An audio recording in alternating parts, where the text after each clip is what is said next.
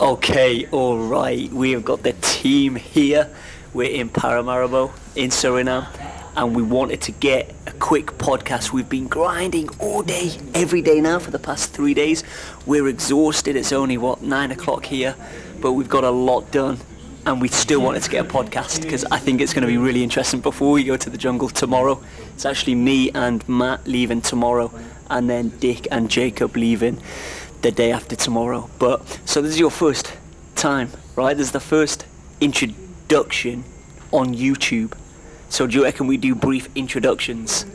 I'm gonna pass it to yourself, Matt. Introduce yourself, and we'll get stuck in once we've done the rounds. Awesome, thank you very much. My name's Matt. I'm from Scotland. I've been living in Suriname now for almost 2 years.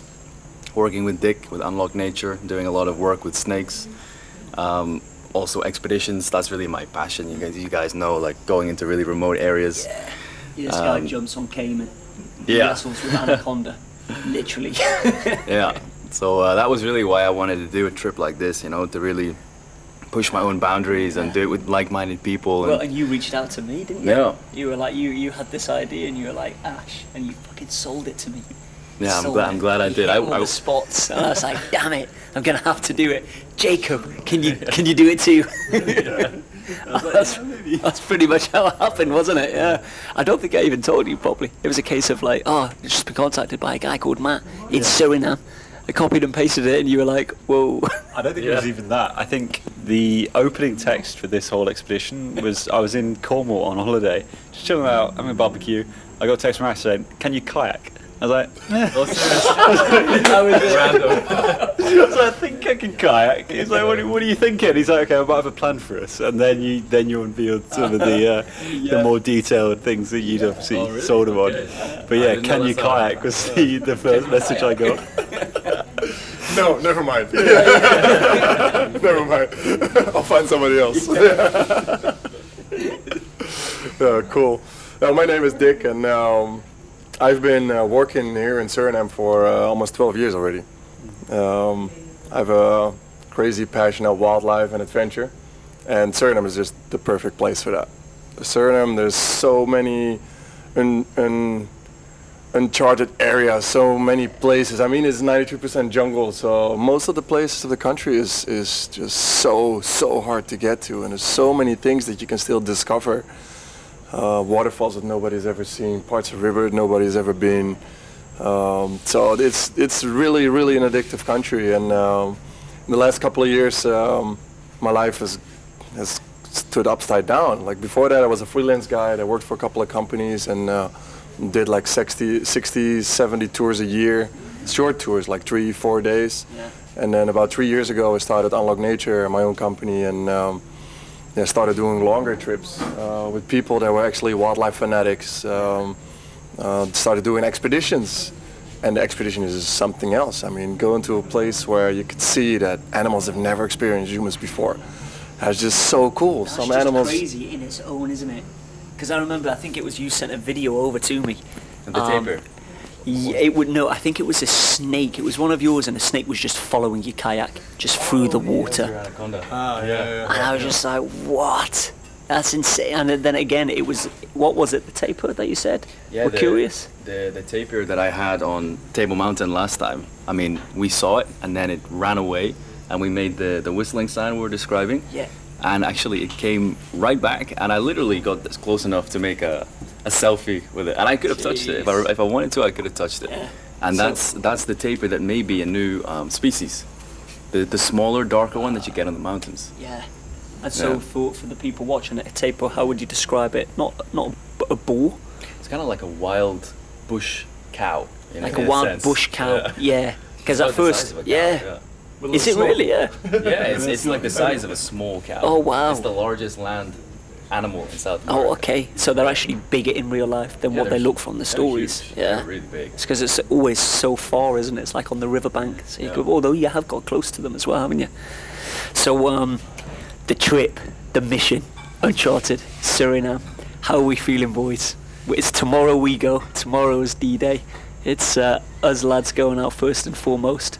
And then we've got a tough job in terms of getting all the way to the maroon community, right?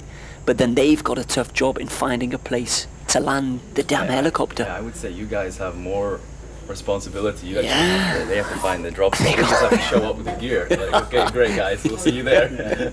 You got to get the gear to the first location. As Yeah. said to Dick earlier, we've actually got quite a fun day tomorrow. We get to chill out, we get to relax before the day we go in, and then meanwhile you're going to be hauling. I think we've got 100 kilos of gasoline. Yeah, Yeah. got 100 litres of helicopter fuel. You're going to be hauling up rapids whilst we're sat here having a Diet Coke and taking it all You in. don't have to tell us that. Yeah. You'll be toasting that. It's a difficult life, right? You'll be sweating, But yeah, how are we It's just feeling? It's just the question, right? Like finding a spot. I mean, we were just going through it. Are we going to follow the river up? How far up can we actually go to still land? We found out like there's quite a lot of landslides on that area of the mountain, which is dangerous, but also an area, possible landing spot we could actually use to get to the river. But then how far upstream do you want to get to land? Because we also got to do all of that downstream, which is going to be so challenging to cut through the creek where it's super narrow, you know? Yeah. That's the section that he did recently, right? The guy that we just Yeah, interviewed. exactly. Peter, yeah. Yeah. Because when I saw the videos, it was like, you have at best like a creek and then overhanging trees the whole way. Yeah. And to do that with the hard kayaks, I mean, that's Oh yeah. I would never even dream of doing that. Pushing That's crazy. Yeah. Pushing the bushes past. It's intense, and like at first when I briefly saw him, because I said like, oh, I've got so many questions, I don't want to ask you all of them now. I should break down. So there's a guy called Peter that we interviewed today, and Peter has a wealth of knowledge and experience in going to uncharted and remote places all across Suriname, particularly rivers, right? And so he's familiar with the Kopanam River, and so we wanted to interview him, ask for tips, ask advice, and again, his first reaction to it was just like, I asked myself, why are you doing it? It's going to be awful. I was just like, you know That's what? why we're doing it. Yeah, that's why We we're wanna doing push it. ourselves. Yeah, but there were certain things, I think two things that I heard of today that I've not actually mentioned to you guys, which is really cool, is one was the spider monkeys, right, that go through the trees and they actually throw stuff at you, you know, to clear. Are they doing that because they're intimidated? Or because they see you as like As being a in their potential threat. They do area, it with taking their food? No, I think they do it with big cats as well. Anytime there's a potential predator, it's just their way to get them away. I mean, what better deterrent than to drop a branch on something's head? I mean, that's pretty crazy. But yeah, you have some crazy stories of that in other expeditions. Yeah, and I've you go on it too, right? Yeah. Dropping off. For spider monkeys, I've done spider monkey research for 2.5 years. I've actually been following a lot of the wild groups and like groups that were reintroduced into the forest. And there's lots of them there. They mean, what they tell, like they shake the loose branches and the vines and everything that's in there. I mean, there's so many. They call it widowmakers or deadfalls. You know, it's like parts of a big part of the tree. They're stuck in there. And the moment they start shaking it, there's really, really big parts coming down. I even had spider monkeys breaking off like the top 3-4 meters of a tree, like literally putting his feet against it and just pushing it over. And there's like a tree 4 meter long, like this big of a tree falling right next to you. I mean, they'll kill you. Deadly. Do you remember last time at Lucy, when Liko was there? We had the same thing, right? You were doing your really good impression, and then they came. And then we're like, oh, this is really cool, they're right above our heads. And then suddenly this huge branch started to come down. And it actually got caught on there was like a lattice of smaller branches. Yeah. So that slowed it down enough so me and Lika could actually jump out the way. If that didn't happen, I think we could have been hit by that. And it was coming down from high, like that was high It's up. the stuff you don't think of, right? It is that kind of stuff. I think you've got the obvious where you talk about like dangers of this expedition, and people think of caiman, they think of jaguar, they think of maybe diseases. Insects as well, wasps, and then obviously you go into the river and then you've got the piranha, you've got the wolffish, you've got the electric eel, but it's all of this sort of stuff that 4 days ago we didn't even know of, did we? Every like day, the list keeps adding, the list keeps adding and adding, and Iguanas was dead mental. You skimmed over it. Yeah. But so Peter was saying that there's areas where the iguanas are during September, where we'll be there, is breeding season, and there's just hundreds of these on the riverbanks and up in the trees. And sometimes they just fall out the trees, and you said they just like slap next to your kayak, like these You little. have to be careful though, because if a male iguana with all the spines on its neck, and I mean they're pretty heavy too. What if it lands in the kayak? Could it pierce the tube potentially, or? No, I don't think the spines, but I mean, an animal like that, like even without a tail, is already like that. It's a couple of kilos, and just they jump down from 30 meters up. What if that cracks you on the head? Yeah, it's gonna fuck you up. Maybe we need to bring Yeah, helmets that's for the what I was iguanas. saying, right? You want Being a helmets? fool. You got helmets. Not for the rapids, we're falling iguanas. So I was telling earlier, like some stretches that I kayaked, it was like a stretch of 30 kilometers that I did on a regular basis, and I would be counting the iguanas that were falling down, and every time I was around 100. That's 30K, you know. Sometimes there's 2 or 3 because they initiate each other too, you know. If one starts going down, the other one's like, oh shit, something is happening. He's like, that's a great idea. Let me try. I would have never seen him, you know. They're like 30 meters up in the bush. I would have never seen him. And then they're like, shit, there's somebody coming. I gotta jump down, escape into the water, and then suddenly, bah! And what sort of, how big are you talking? They get to like 2 Something meters. like that. 2 yeah. meters. Yeah, With the long tail especially, but let's say the body is like that. Yeah, got you. Yeah. And they do like this big belly flops on the water. Raining iguana. Yeah, right. Really, yeah. But also what Peter said, what was really interesting, like the jaguars actually coming up to the sandbanks on the side in this time of the month to eat the iguanas. He said, I've seen more jaguars in this period, in this trip, than I've seen in all the other expeditions combined. Yeah. And that's a September expedition. And that was along the Coppernaut, wasn't it? Yeah. Same area, exactly the same area. Right? Also, Serrano Soma was talking about the amount of jaguars that he's seen there. Yeah.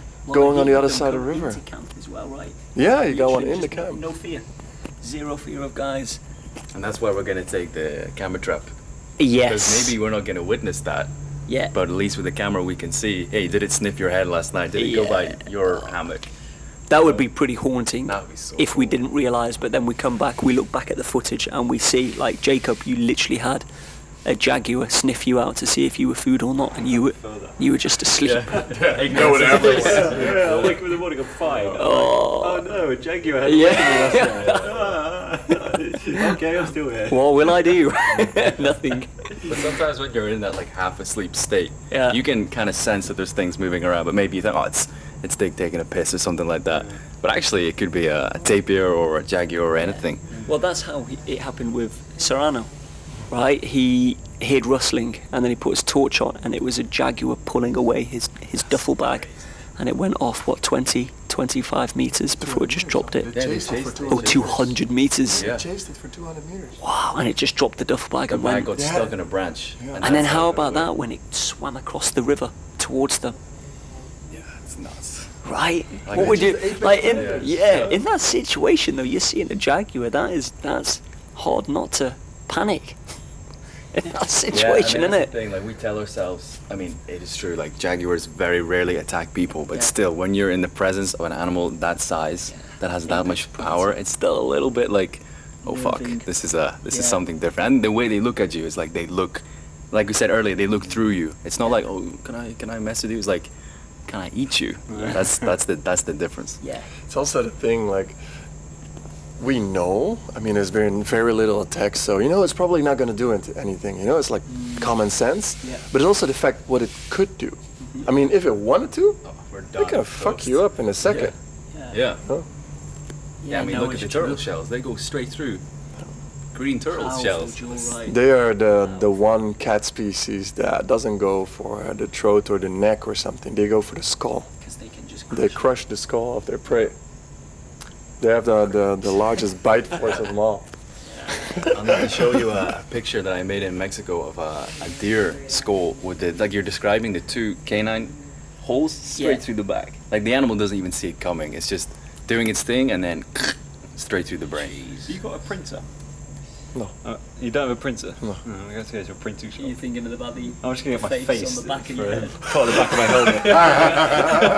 It'll be too confused. It's like How do I get him? He's looking at me. He's walking away. He's looking. It's what they do. It's what they do in India, isn't it? Yeah. Oh, I should have got on the back of my rucksack. Yeah, in India they wear a No way. mask and they flip it. So when I was filming in Mammoth, we had to pretend that we were in India filming for Propagate for a new TV show.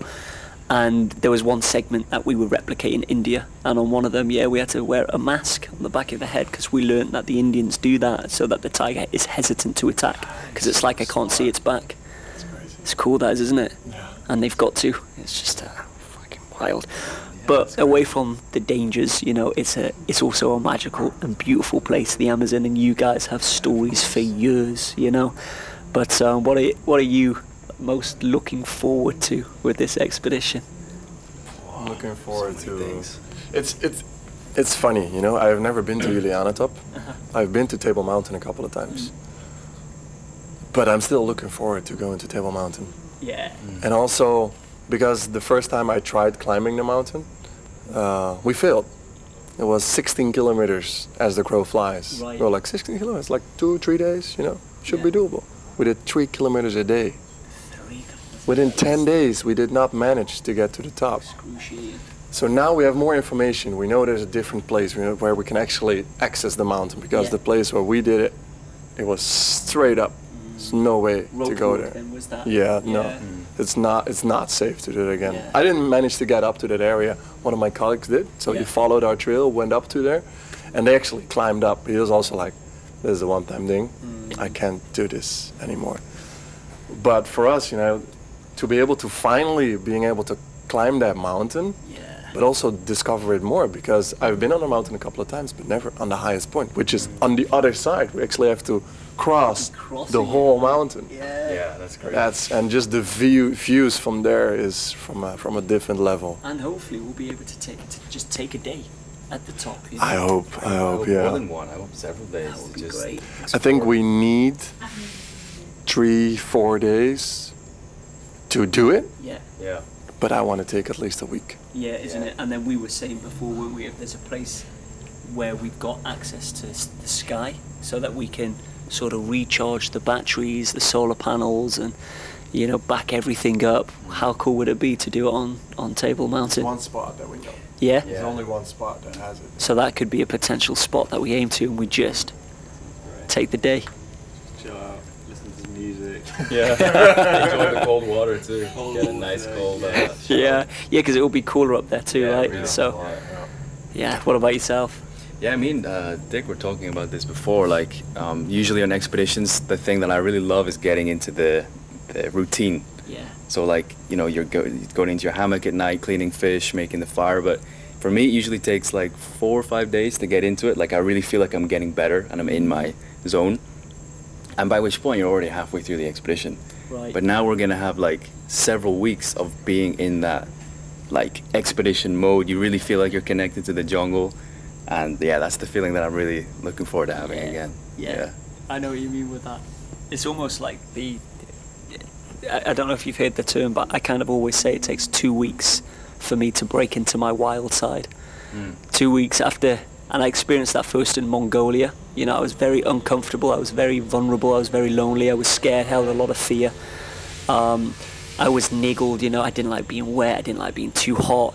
And everything, it was just uncomfortable until eventually a switch just hit and I became a wild man. Yeah, exactly. That's exactly. Yeah, and that's the perfect. That's when I realised how true the saying is of get comfortable with the uncomfortable. I was comfortable. I was like, that's fine. And I experienced that at age 19, actually, in the Burmese jungle, when I was just relaxing. We were with a Burmese hill tribe, jungle survival. They made they helped me construct a bamboo shelter, you know, bamboo bedding as well. I had a banana leaf as a bed. And I remember the first night I woke up, I saw like red ants marching down. I think they were like leaf cutter ants or something, just marching down. And that's it, I couldn't sleep. I was just looking at them, uncomfortable. By the third night, and that was only 3 nights in, I remember waking up, seeing them again, just going back to sleep, thinking they don't care for me. They're just, I'm in their way. They're using the banana leaf as a bit of a transport to get over across to the other side, and they're just going to leave me. And so I do that, you know. So I relate there. Also, when the animals start to become like almost like friends, like you hear the howler monkeys in the morning, it's like a comforting sound. You hear the gladiator tree frogs. It's like all these sounds is no longer like, oh shit, what's that? Or like, oh, that's keeping me awake. It's like you actually welcome these sounds. Yeah. And it's like a familiar Yeah. feeling that you get. It's really, that's when you know you're really connecting to the forest again. And that's what I think, I'm going to pass it to you now, but I just want to say, I think I'm really looking forward. The beauty is with being with you guys is your extensive knowledge. And I'm just going to be like a kid asking questions. What's the animal? What's this note, isn't it? Because whilst you're there, I'm going to really try to absorb as much knowledge as obviously you've garnered over 2 years, 8 years. And so that's also exciting learning, because all of this is kind of alien talk in a way, isn't it? When they mention especially scientific names, you're just like, woo, over the head.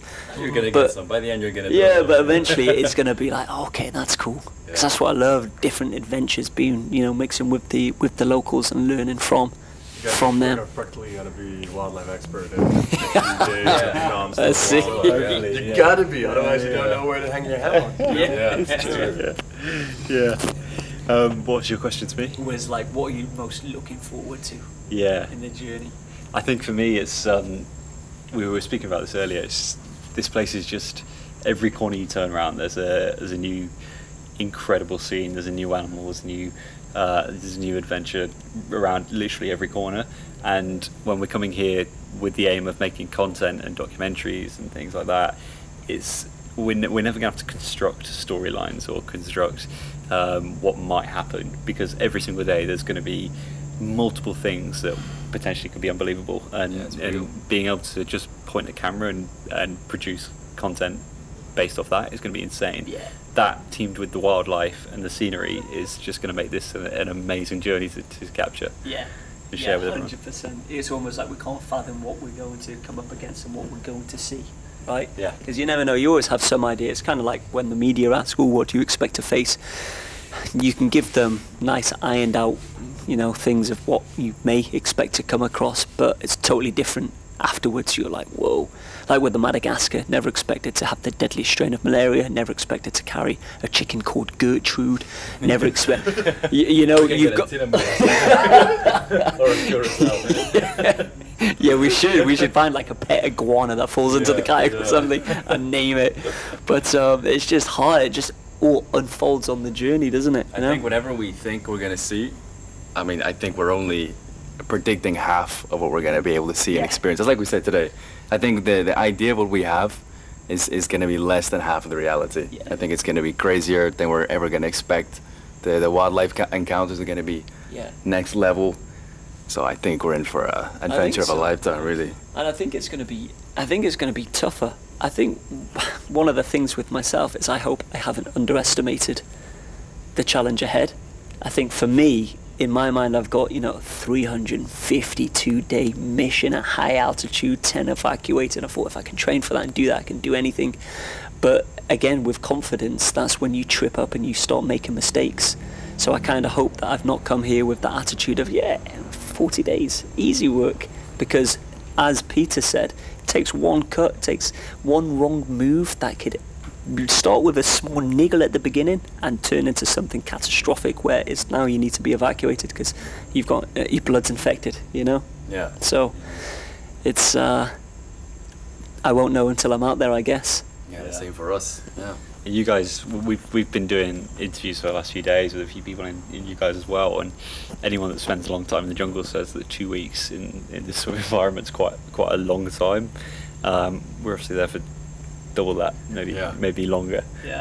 Maybe you could talk a bit about that and like what the longest is you've spent in the jungle, and then what sort of issues come up after that.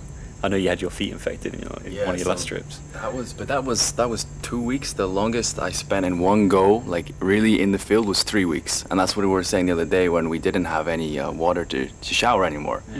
So for me, the hard part was just the feeling of never being clean.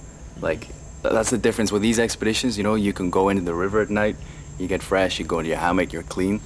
But this was like the constant feeling of stickiness and there's dirt everywhere. That after 3 weeks it gets a lot.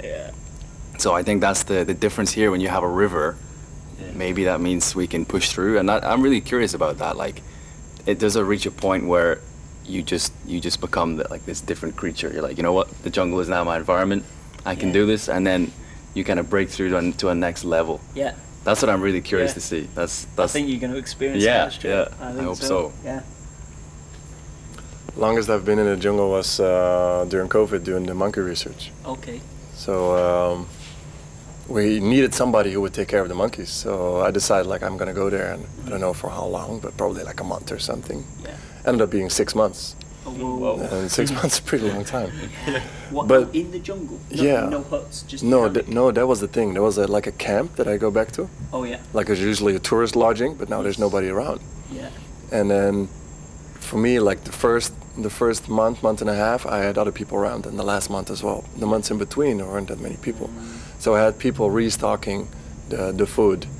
We tried every weekend. Yeah. So every weekend I was looking out to like some social contact, you know, at least once a week. People would come over for a night to bring some food. Yeah. But that's something else. I mean, you got a place to store your stuff. You got a fixed spot to go back to. There's a river always at the same spot. Yeah. You know, there's a bed even.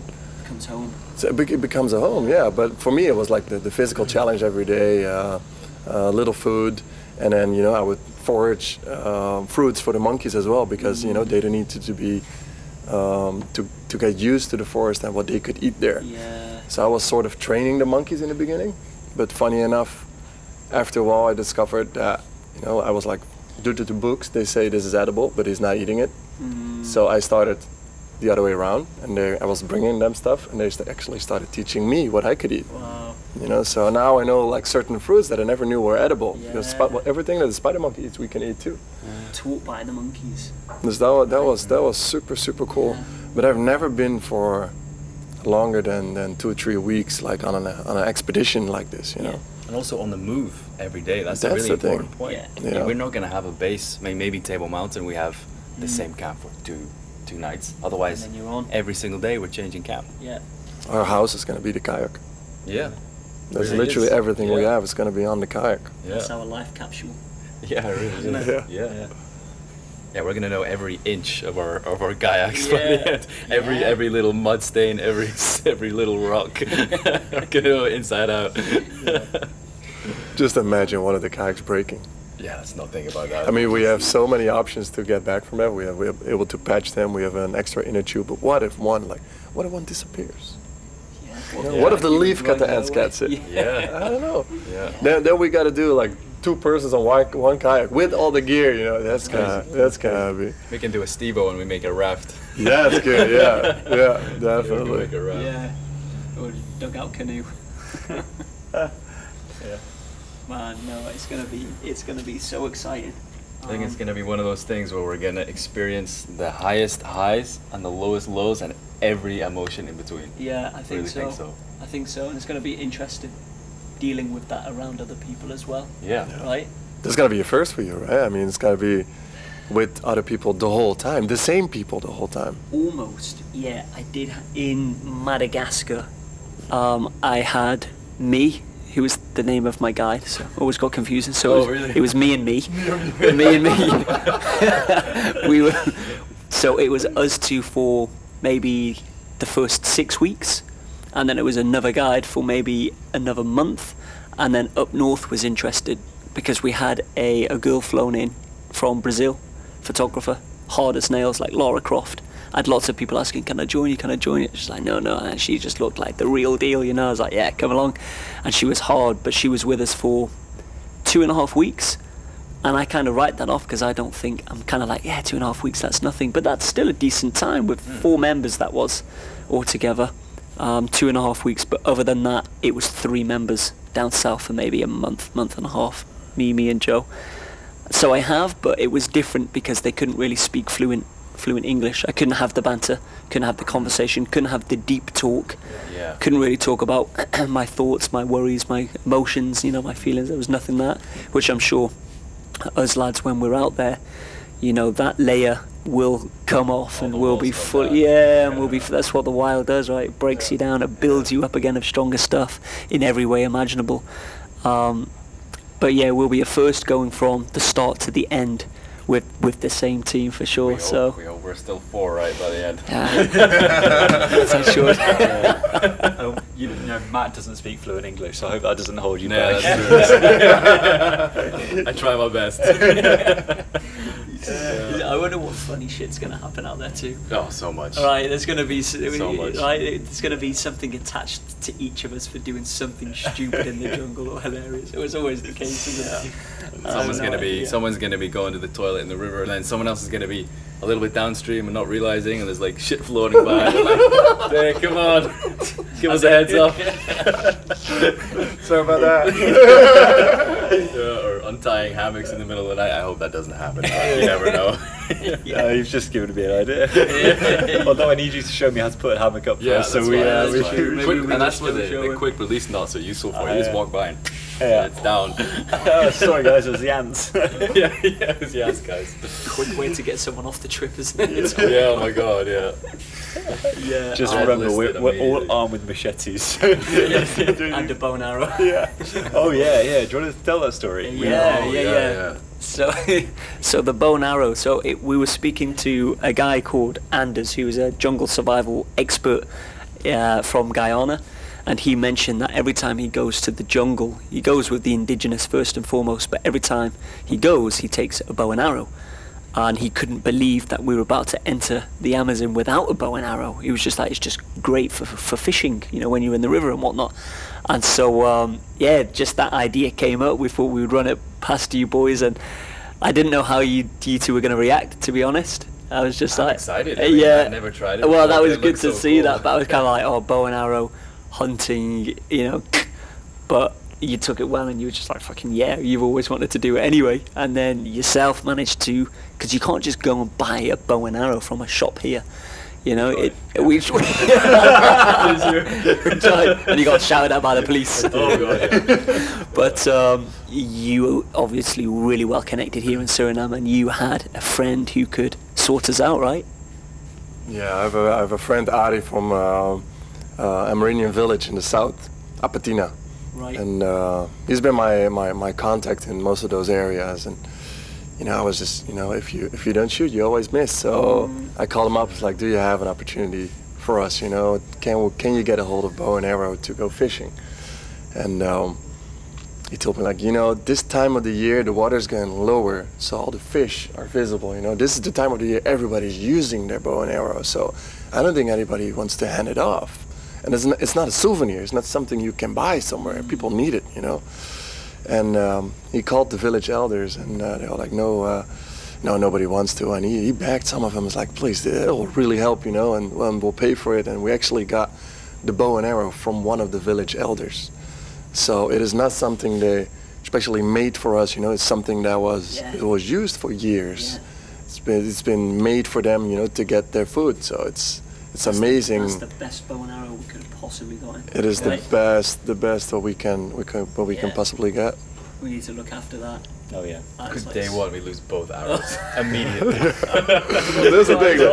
I have no experience with bow and arrow and fishing, so we got to be careful. I also don't want to be the first one to shoot it. If I shoot an arrow and lose it, I'm like, sorry guys, I'm gonna skip on this. That's bad, isn't it? Yeah. But that will also be exciting. Something that we'll all be learning on the go together, right? I think that should be a goal for every one of us to get a fish with the arrow by the end. 100%, yeah. It's super cool. It'd be great if it was just second nature by the end of the trip. Yeah. Who's gonna get some? I'll go. Yeah. Who's going to get on first, we think? Dick. I love bow and arrow. I know you do. And I know also how hard you try with these things. You'll be up there a whole night, like.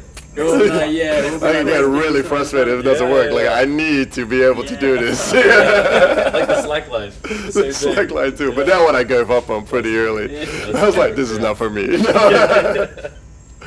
Well, tomorrow is the day. Tomorrow is go time, man. We leave, this is it. So by the time that you guys are seeing this, which I believe you're uploading tomorrow, so we did this last night, me and Matt will already be gone. Yeah, we'll be sleeping on the Suriname River in Gomalu. Yeah, what? After a whole day on the river. Yeah. And then a big day following the day, isn't it? It's going to be a heavy day moving over here. It really is. Yeah. So I think for you guys now on YouTube, it's going to be really hard to get the long form content out there. Probably won't happen till after the trip. Short form content, we're hopeful, keeping fingers crossed. I've got the Beacon system on the go, it's ready, but we are under the jungle canopy. Not much access to the sky, of course, so I just don't know.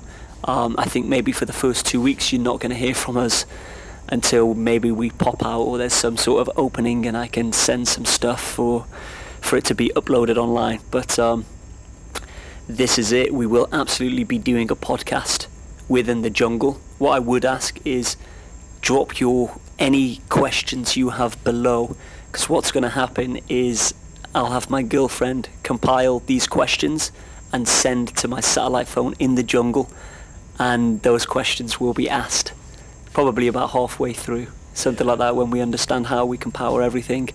So yeah, your question will be asked in the middle of the Amazon, so do send them through, do show support where possible, and yeah, I just need a quick message to you lads, good luck to all of us. It's an absolute honour. It's really good to be here. I'm really pumped, very excited.